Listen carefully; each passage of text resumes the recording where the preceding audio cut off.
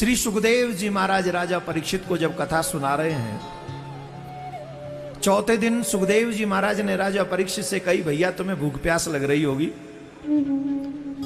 इतने दिन हो गए तुमने कुछ जल भी ग्रहण नहीं किया और हमारी चिंता कर, तुम सोच रहे हो कि महाराज ने भी कुछ ग्रहण नहीं किया। तो हम लोग तो योगी हैं, हम लोग तो हैबिचुअल हैं, हम लोग तो वायु का आहार करके रह लेते हैं, वो भी ना मिले तो इंद्रियों को कंट्रोल में करके रह लेते हैं। पर तुम तो अभी घर छोड़ के आए हो, गृहस्थी हो, तुम कहो तो थोड़ी देर के लिए कथा को विश्राम दे देते हैं और तुम जाके कुछ जल ग्रहण कर लो, कुछ फल ग्रहण कर लो। परीक्षित जी महाराज ने बहुत अच्छी बात कही। परीक्षित जी बोले, महाराज मुझे भूख और प्यास लग ही नहीं रही है। क्यों? बोले, आपकी इस कथामृत ने मुझे तृप्त कर रखा है, मैं अतृप्त नहीं हूं, मैं पूर्णतः तृप्त हूं। अब तू माते राधे राधे कर रहा है, मैं यहां माइक पे कथा कह रहा हूं और आस्था पे लाइव चल रहा है, तेरी राधे राधे ना लूं तो मोह पाप लगेगा, और बीच में कथा छोड़ूं तो वो ये पाप लगेगा। धर्म संकट में डाल दिया तूने हमको, राधे राधे सबको बोलना पड़ेगा। अब वो देख लेते हैं, ठाकुर जी कथा कह रहे हैं तो फिर थोड़ा भाव आ जाता है। हाँ, पर ऐसी चलो हौले हौले आनंद लो कथा का। तो आपकी कथा ने मुझे तृप्त कर रखा है, ये जो बात है। पिबत भागवतम रसमालयम मुहुरहो रसिका भुवि भावुकाः। सच्चा भगवान का दीवाना जो होगा वो एक क्षण भी कथा को छोड़ नहीं सकता, जो सच्चा दीवाना होगा। और जो दीवाना नहीं है, जो सिर्फ क्योंकि कथा में जाना है और कथा सुननी है ऐसा भाव ही है, वो भी ठीक है, अच्छा है, लेकिन उसका मन कथा से हट सकता है। लेकिन जिसने प्रेम कर लिया हो ठाकुर जी से, अब बताओ, भगवान की 16,108 पटरानी थी, उन 16,108 पटरानियों से ठाकुर जी का उतना वियोग नहीं सहन होता था। कितना जानते हो? जितनी देर वो दिन में सभा में जाते थे।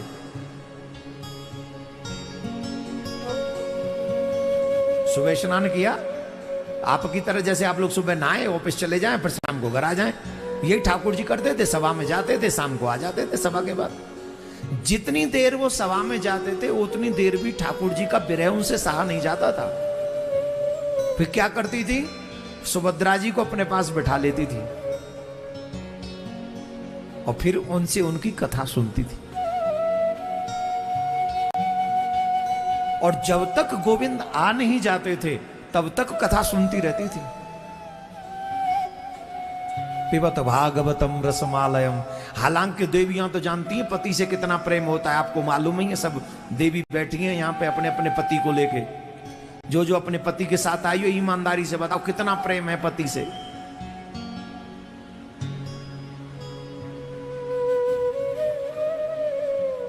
कभी कभी तो मन करता है जो गंगा में डुबा जाऊं यार। जो यहां आई है मैं उनसे नहीं कह रहा हूं, आप तो देवी हो एकदम, गंगा मैया की कृपा है, देव भूमि में आए, ऊपर से सब देवियों ने कह दिया है तुम्हारा सुहाग अमर रहे। देवियों ने एक और आशीर्वाद दे दिया है, 7 जन्म में जी मिलेगा। ले ले, जी मिलेगा 7 जन्म में।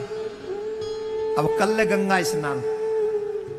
कैसे? क्या क्या क्या क्या बोलते हैं वो? जब तक ये गंगा में पानी रहे, हाँ हाँ, जो गाना गाना अपने पति के लिए गाना। आज शाम को जब जाओ ना गंगा के तट पे आरती में, और बैठो वहां आसन डाल के, हाथ में लुटिया लेके, माला झोली लेके, अपने पति को भी कहना बैठ जा कलुआ, यहीं बैठ जा। और अपने पति को बैठाल के कहना, जब तक गंगा में पानी रहे मेरे सजना तेरी जिंदगानी रहे, तेरी मेरी अजीब सी कहानी रहे, तेरे का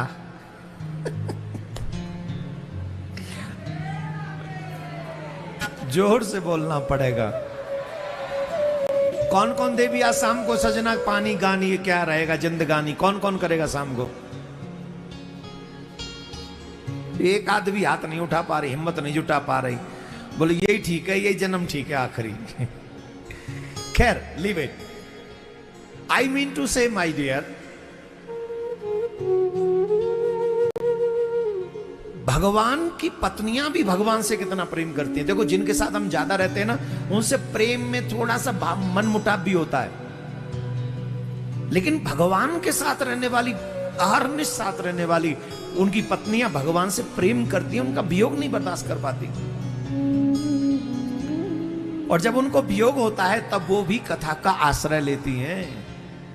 ये कथा साधारण नहीं है, ये भगवान की गोद में बिठाने वाला साधन है, भगवान का बनाने वाला साधन है। राधे राधे बोलना पड़ता।